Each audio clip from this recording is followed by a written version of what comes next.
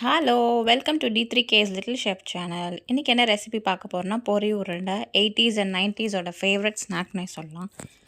அதுக்கு நான் ஒரு பாத்திரத்தில் 2 டேபிள் ஸ்பூன் அளவுக்கு வெண்ணெய் சேர்த்துக்கிறேன். நீங்கள் நெய் கூட சேர்த்துக்கலாம். வெண்ணெய் உருகிற வரைக்கும் நம்ம வெயிட் பண்ணலாம். உருகினதுக்கப்புறமா நான் இன்றைக்கி 1 கப் அளவுக்கு வெல்லம் எடுத்திருக்கேன். நான் வந்து பாரிஸோட பவுடர்ட் வெல்லம் எடுத்திருக்கேன். 1 கப்புன்றது 250 கிராமு. நீங்கள் வந்து முழு வெல்லமும் எடுத்து நீங்கள் இதே ப்ராசஸ் ஃபாலோ பண்ணிக்கலாம். அதோடு சேர்த்து 1/2 கப் தண்ணி சேர்த்து நல்லா அது வந்து கொதிக்க விட்டு நம்ம பாகு பதத்துக்கு வந்து நம்ம மிக்ஸ் பண்ணணும்.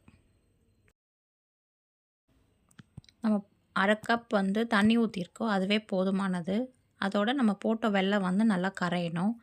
ஸோ நம்ம ஹை ஃப்ளேமில் வச்சே நம்ம மிக்ஸ் பண்ணிக்கிட்டே இருக்கலாம்.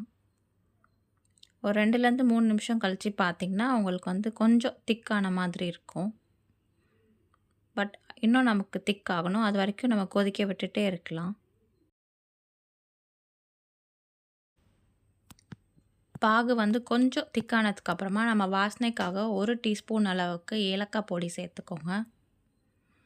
அதோட சுக்கு பொடி இருக்குது இல்லையா, அது வந்து 1/2 டேபிள் ஸ்பூன் சேர்த்துக்கோங்க. இது வந்து நல்லா ஃப்ளேவராக இருக்கும். அண்ட் நம்ம சாப்பிடும் போதும் அந்த சுக்குவோட வாசமும் நல்லாயிருக்கும். அதுக்காக தான் நான் சேர்த்துக்கிறேன்.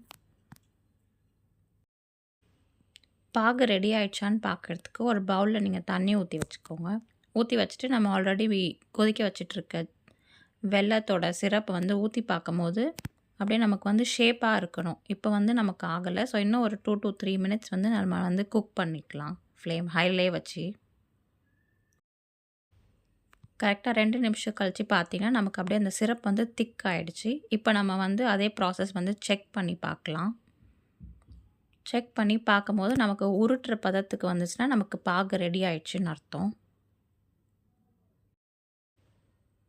உங்களுக்கு இந்த வீடியோவில் பார்த்தாலே தெரியும் நமக்கு வந்து பாகு ஃபஸ்ட்டு ஊற்றினப்போ நமக்கு ஷேப் வரல, பட் இப்போ ஷேப் வந்துடுச்சு. ஸோ இதான் நமக்கு கரெக்டான கன்சிஸ்டன்சி. ஃப்ளேமை வந்து மீடியமாக வச்சுட்டு நான் இன்றைக்கி 5 கப் அளவுக்கு பொரி எடுத்திருக்கேன். 1 கப் வெல்லத்துக்கு 5 கப் பொரி சரியாக இருக்கும். ஃப்ளேம் மீடியமாக வச்சுட்டு நல்லா மிக்ஸ் பண்ணிக்கோங்க. நீங்கள் ஓரளவுக்கு பொரியை மிக்ஸ் பண்ணதுக்கப்புறமா நம்ம ஸ்டவ்வை ஆஃப் பண்ணிவிட்டு தான் நம்ம ஃபுல்லாக மிக்ஸ் பண்ணவே ஆரம்பிக்கணும். இல்லாட்டி நமக்கு வந்து தீஞ்ச வாசம் வர ஆரம்பிச்சிடும். ஸோ இந்த டைமில் நம்ம ஃப்ளேம் ஆஃப் பண்ணிவிட்டு உங்களால் எவ்வளோக்கு எவ்வளோ ஸ்பீடாக பண்ண முடியுமோ நீங்கள் வந்து ஸ்பீடாக மிக்ஸ் பண்ணி எடுத்து வச்சுக்கோங்க. ஒன்ஸ் பொரி வந்து வெல்லத்தோடு சேர்ந்ததுக்கப்புறமா நம்ம வந்து உருட்ட ஆரம்பிக்கலாம். உருட்டுறதுக்கு ஒரு டிப் சொல்கிறேன். நீங்கள் வந்து கையில் வந்து மைதா மாவோ இல்லாட்டி அரிசி மாவோ டஸ்ட் பண்ணிவிட்டு நீங்கள் உருண்டை பிடிச்சிங்கன்னா உங்களுக்கு கையில் ஒட்டாமல் ஈஸியாக உருண்டை பிடிச்சிக்கலாம். இல்லை நீங்கள் எண்ணெயோ இல்லை நெய்யோ நீங்கள் தடவிட்டு கூட நீங்கள் வந்து உருண்டை பிடிக்கலாம். நம்ம மிக்ஸ் பண்ணிவிட்டு ஒரு 5 மினிட்ஸ்க்குள்ளே நம்ம உருட்டிடணும் நம்ம. இல்லாட்டி நமக்கு பொரி வந்து அந்த வெல்லத்தோடு சேர்ந்து ஹார்ட் ஆகிடும். ஸோ நம்ம வந்து ரொம்ப ஓவராக டைட் பண்ணணும்ல இல்லை, ஜஸ்ட் லேசான ஒரு உருண்டையாக பிடிச்சாலே நமக்கு வந்து சீக்கிரமாக பண்ணிடலாம். இது அவ்வளோவா சூடே இருக்காது நமக்கு. பார்க்கவே அவ்வளோ சூப்பராக இருக்குது.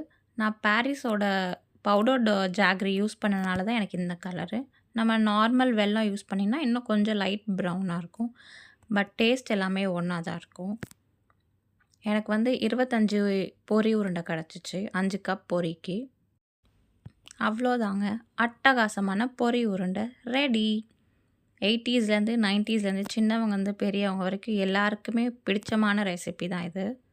இந்த வீடியோ உங்களுக்கு பிடிச்சிருந்துச்சுன்னா லைக் பண்ணுங்கள், ஷேர் பண்ணுங்கள், சப்ஸ்கிரைப் பண்ணுங்கள் அண்ட் கண்டிப்பாக ட்ரை பண்ணிவிட்டு கமெண்ட்டில் சொல்லுங்கள்.